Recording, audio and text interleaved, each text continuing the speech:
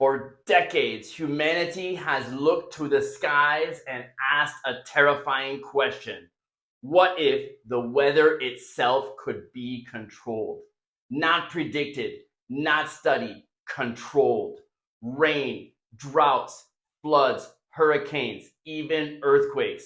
What if these are not always acts of nature, but engineered events created by governments, militaries, and hidden technologies operating far above our heads? Let's get into it.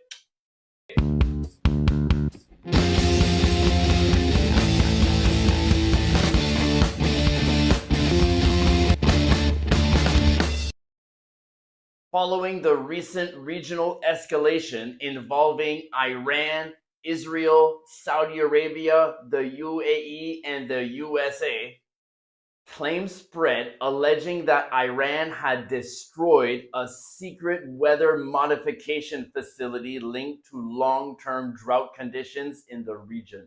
More on this later. Whether the claims are true or not, the broader issue they point to remains the same. Weather modification is not just a theory, it is a documented reality. If nations are already being accused of weather manipulation today, how far back does this really go?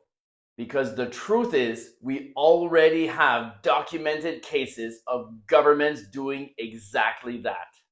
And one of the clearest examples comes from China on the world stage in front of the entire planet.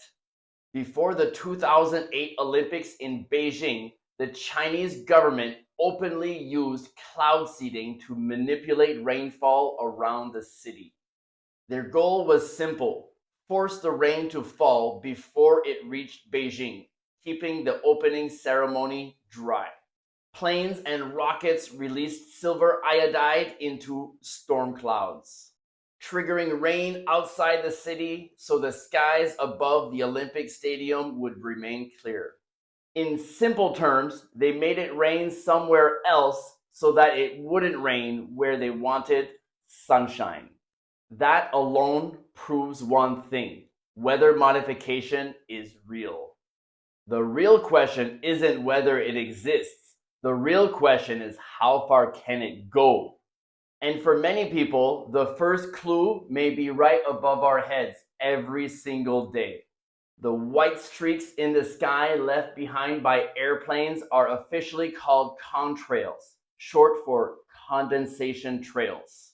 The explanation is simple: hot exhaust from jet engines meet the freezing cold air high in the atmosphere, creating ice crystals that form the white lines we see across the sky.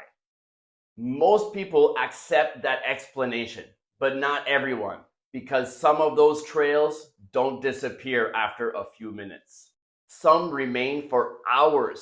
You would think that the ice crystals that are heavier than air should fall with gravity, but some spread wider and wider until they form cloud-like layers across the sky, creating a haze that dims the sunlight itself.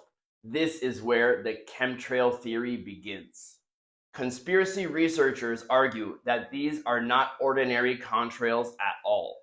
They believe certain aircraft are deliberately spraying chemical agents into the atmosphere, not just for weather modification, but for population control, atmospheric manipulation, solar radiation management, agricultural interference, and even human behavioral influence. Some compare it to fluoride in public water supplies, a topic I covered in the 9,000 Years of Advanced Dentistry That Shouldn't Exist episode, where something presented as beneficial may actually serve a much larger purpose of control. Governments have admitted to spraying substances in the sky before. Why should we assume they ever stopped? In 1950, the US Navy launched something called Operation Sea Spray off the coast of San Francisco. Bacteria was secretly released into the atmosphere to test how a biological weapon might spread across a major city. Thousands of civilians unknowingly became part of a military experiment. This operation proved something chilling. The government was willing to test airborne experiments over its own population, but it didn't stop there. During the 1960s, another secret military program known as Project SHAD, Shipboard Hazard and Defense, was carried out under the larger Project 112. This time, U.S. Navy sailors were exposed to chemical and biological agents during classified tests at sea. Officially, the purpose was to study how vulnerable American ships would be to chemical or biological attacks. Some tests involved stimulants, others involved active agents, including nerve agents like sarin and VX, along with biological agents and chemical tracers. Taken together, these programs revealed something important. The battlefield was quietly expanding, no longer limited to land, sea, and air, but moving into the environment itself, into the conditions that determine how people live, move, and survive.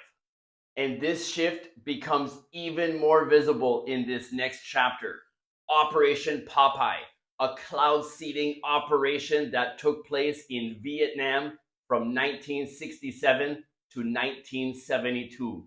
Weather modification as a tactical weapon to disrupt the North Vietnamese logistics along the Ho Chi Minh Trail, extending the monsoon season by 30 to 45 days. Partly due to operations like these, the United Nations adopted the ENMOD Treaty, Environmental Modification Convention, in 1976, banning the hostile military use of weather modification. However, the treaty did not ban peaceful weather modification, such as cloud seeding, a distinction many point to as the reason the US was able to justify its use at the time, and why countries like Iran argue that modern weather modification falls into a legal gray area when no formal state of war exists. So when people look up and see strange trails across the sky, when they hear the word chemtrails, they ask a very reasonable question. Governments have already admitted to spraying chemicals and biological agents in the atmosphere. So why would anyone assume they stopped? That question leads us straight into the Middle East. For years, accusations have circled that advanced weather manipulation programs linked to the United States and its allies have been used to disrupt rainfall patterns over countries like Iran and Iraq. No direct attacks, no bombs, but control over the skies themselves, blocking rain clouds, redirecting storms, creating artificial droughts, weakening agriculture, destabilizing entire nations without firing a single missile. Former Iranian President Mahmoud Ahmadinejad made headlines during the inauguration ceremony of a dam in the city of Arak on May 19, 2011. He claimed that Western countries were using technology to prevent rain clouds from reaching Iran, that foreign powers were interfering with weather patterns across the region. And for those that study deeper conspiracy lore, Iraq and Iran are not just politically important, they are spiritually and symbolically important. Iraq contains an important activation node, a control center that activates, tunes, and stabilizes the Stargate system. Iran is said to hold one of the key master stargates tied to the balance of planetary energies. If that sounds unbelievable, remember, throughout history, ancient Mesopotamia and Persia have always been known as centers of hidden knowledge, ancient civilizations, and ancient secrets. So, is this really about water? or about something far older? This theory became especially popular after the 2003 Iraq invasion. The war was never about weapons of mass destruction, but about ancient technology buried beneath the ziggurat of Ur. A stargate created by the Anunnaki. For a deeper look at the Iraq Stargate, check out my Iraq Stargate episode. Now, with rising tensions involving Iran, some believe history may be repeating itself. Tehran has faced such extreme water shortages that Iranian officials have recently, before the war, discussed the unprecedented possibility of relocating the nation's capital. A city of nearly 10 million people, long considered the political and cultural heart of the country, all due to foreign powers' influence on preventing rain from reaching Iranian territory. While the mainstream frame this as political tension, in conspiracy circles, we see this as something far more serious: control over the rainfall itself. And this brings us to one of the most controversial systems in conspiracy lore: HARP, specifically its precursor, the silent subliminal system.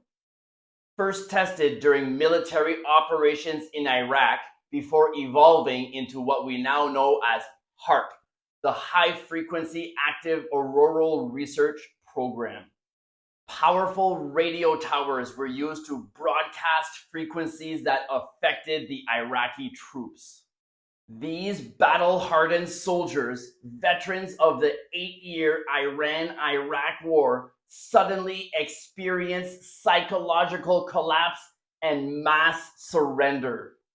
As soon as Saddam Hussein identified the source of the transmissions, the towers were destroyed and the unexplained surrenders stopped. Officially, HARP is a research program studying the ionosphere, the charged layer of the Earth's upper atmosphere. Unofficially, it's a system capable of influencing weather patterns, disrupting atmospheric stability, and even affecting human behavior through large-scale frequency manipulation.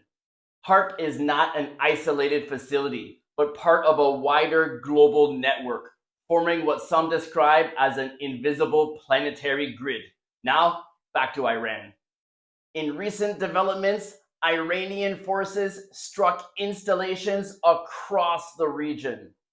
These two locations are major energy points within the Earth's hidden network.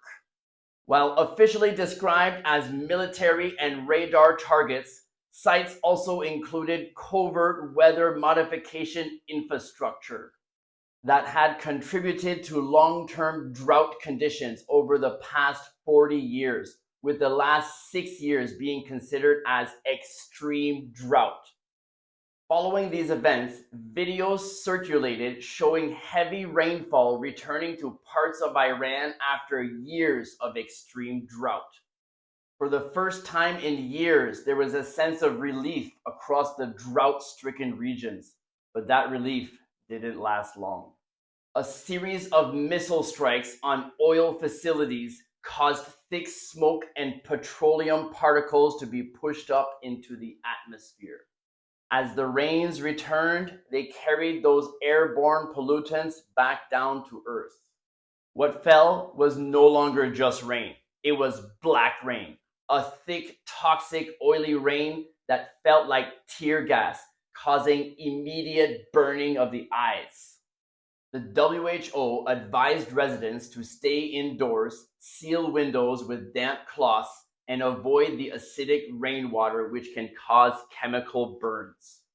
The water finally returned after years of drought, but it returned altered, carrying the residue of conflict and consequence. What do you think? Have Western powers been suppressing precipitation in Iran? Let me know your thoughts in the comments. And if you like this kind of content, please like, share, and subscribe. It really helps. Thanks a lot. We know weather modification is real. Cloud seeding is openly admitted. Governments and militaries have tested substances in the atmosphere through projects like Operation Sea Spray and Project SHAD. So the real question is no longer if the weather can be influenced. The real question is how much of drought, flood, and atmospheric chaos is truly natural. For decades, Iran has accused the United States of interfering with rainfall, redirecting storms, blocking clouds, and turning drought into a weapon of control. Because controlling the weather isn't always about destruction. Sometimes it's about pressure, economic, agricultural, political, weakening a nation without firing a single missile. Until recently, and if the skies can be controlled, then weather itself becomes the most powerful weapon on earth. And as always, I'm not saying this and every story I share is 100% true. I'm just telling a story, and you can dig deeper and believe what you want. Uncovering the truth, one conspiracy at a time. See you next week on the White Rabbit 4090.